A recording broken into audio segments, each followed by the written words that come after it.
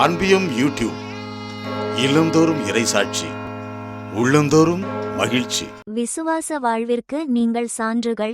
Castle கந்தோல்போவிலுள்ள Shantha Martha இல்லத்தில் வாழும் முதியோர்கள் மற்றும் துறவற சபை சகோதரிகளை திருத்தந்தை 14ஆம் லியோ அவர்கள் சந்தித்து நன்றியுணர்வு மற்றும் நம்பிக்கை குறித்த தனது எண்ணங்களை பகிர்ந்து கொண்டார்.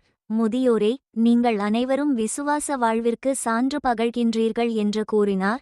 திருத்தந்தை 14ஆம் லியோ ஜூலை 21 இத்திங்களன்று காலை காஸ்டல் கந்தோல்போவிலுள்ள சாந்தா மார்த்தா இல்லத்திற்குச் சென்று அங்குள்ள முதியோர்களை சந்தித்தபோது அவர்களிடம் இவ்வாறு கூறினார். திருத்தந்தை 14ஆம் லியோ முன்னதாக திருத்தந்தையரின் கோடை விடுமுறை இல்லமான வில்லா பார்பெரினிக்கு அருகில் அமைந்துள்ள இந்த முதியோர் இல்லத்திற்கு திருத்தந்தை சென்றபோது அங்குள்ள துறவற சபை அருள் சகோதரிகளால் அவர் அன்புடன் வரவேற்கப்பட்டார். அங்குள்ள சிற்றாலயத்தில் சிறிது நேரம் அமைதியாக இறைவேண்டல் செய்த பிறகு 80 முதல் 101 வயதுடைய 20 முதியவர்கள் மற்றும் பராமரிப்பாளர்களை தனிப்பட்ட முறையில் வரவேற்று உரையாடி மகிழ்ந்தார் திருத்தந்தை. இந்த சந்திப்பின்போது நற்செய்தியில் மார்த்தா மற்றும் மரியாவின் வாழ்வை குறித்து எடுத்துரைத்த திருத்தந்தை அவர்களது வாழ்க்கையின் இந்த இறுதிக்கட்டத்தில் இறைவேண்டலையும் ஆன்மீக சிந்தனைகளையும் ஏற்று வாழுமாறு அவர்கள் அனைவரையும் ஊக்குவித்தார்.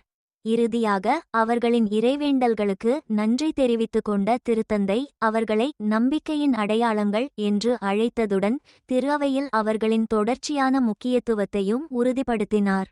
இந்த அன்பியம் யூடியூப் சேனலை நீங்கள் ஷேர் பண்ணுங்க, சப்ஸ்கிரைப் பண்ணுங்க, லைக் பண்ணுங்க. Wish you all the best.